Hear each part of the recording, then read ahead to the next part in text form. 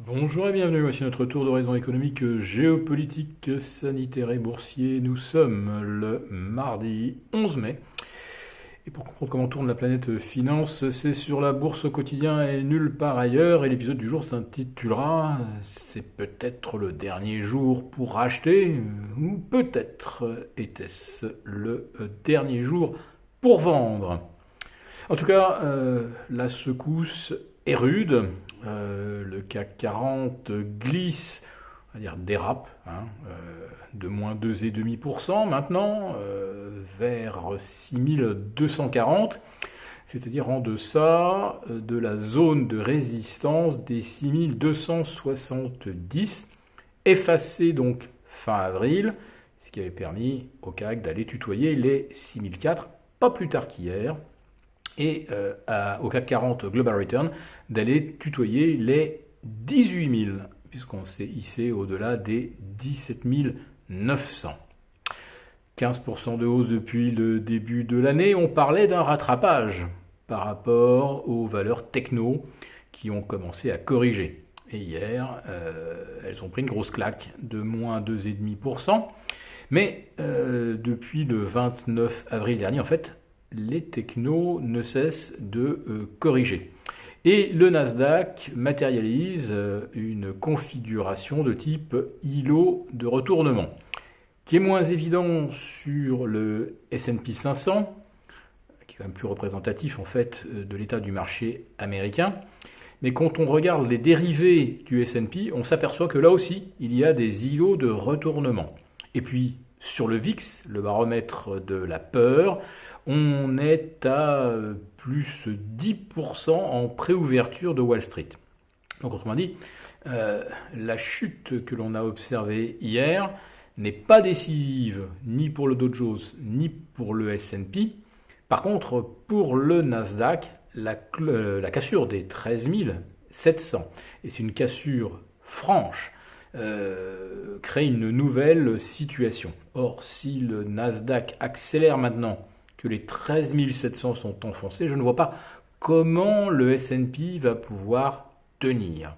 Mais pour l'instant, le S&P préserve encore son canal ascendant court terme. Donc, pas de panique. Et pour certains, comme Cathy Wood, eh bien, ce trou d'air est certainement la plus belle occasion de se replacer sur les dossiers préférés avant le grand rallye estival.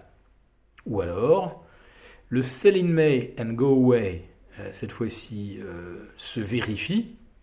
Et les derniers acheteurs vont être obligés de se déboucler si ça ne va pas dans leur sens, et ils viendront gonfler la cohorte des vendeurs. Ce ne sont pas les particuliers qui sont rentrés sur les marchés depuis novembre dernier qui vont vendre en premier, naturellement. Ils vont continuer d'espérer et de croire. L'histoire était tellement belle. Depuis la mi-novembre, ils ont déjà gagné 15 à 20%. On ne peut pas croire que ce rêve s'arrête. Et puis, ils n'ont gagné que 20%. Ceux qui ont acheté il y a un an ont fait presque 100%. Donc, on y croit. Mais une fois que les institutionnels auront commencé à réduire leurs leviers, les family office, les hedge funds, ensuite, eh bien, les derniers entrés commenceront à sentir le vent du boulet, et s'ils se mettent à vendre, eh bien, on aura une nouvelle fois la preuve que ce qui caractérise la fin d'un marché haussier, c'est quand des particuliers se ruent massivement et sur les actifs les plus spéculatifs, les plus volatiles. Je pense naturellement aux cryptos, ça c'est plutôt pour les jeunes qui s'ennuyaient avec des Apple qui ne gagnent que 100% en un an, quand on peut faire 2000, 5000, 10 000% sur une crypto, non pas en un an, mais en l'espace d'un trimestre. Voilà. Le CAC 40 sous les 6270, donc valide quand même un premier signal d'alerte. Pour l'instant, pour le S&P, ça se passe bien. Pour le Dow Jones, ça se passe bien. Pour le Nasdaq, eh bien là, si j'ose dire, la meilleure stratégie, ce serait courage, fuyez.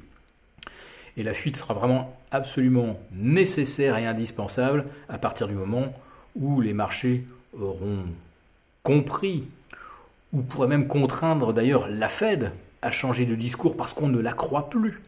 C'est ça le vrai danger, c'est qu'on ne croit plus ce que nous raconte la Fed, et qu'effectivement elle finisse par tenir un discours qui soit compatible avec les fondamentaux et surtout tous les signaux, non pas pré-inflationnistes, mais inflationnistes avérés qui se multiplient dans tous les domaines, pas seulement les bulles d'actifs telles les actions et les cryptos, mais également donc le matériau de construction, les matières premières, l'énergie et la nourriture.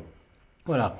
Donc quand la Fed changera-t-elle de discours, retrouvera-t-elle sa crédibilité si elle dit du jour au lendemain que oui, en effet, l'inflation transitoire n'était qu'une hypothèse et qui semble aujourd'hui de moins en moins probable, donc on va ajuster notre discours. L'ajustement des marchés, lui, pourrait être extrêmement brutal, car on a vraiment beaucoup trop cru que les banques centrales étaient infaillibles et que l'injection permanente de liquidités pourrait empêcher la baisse de l'obligataire. Ce n'est plus le cas, et la baisse des actions, ce qui sur le Nasdaq n'est déjà plus le cas.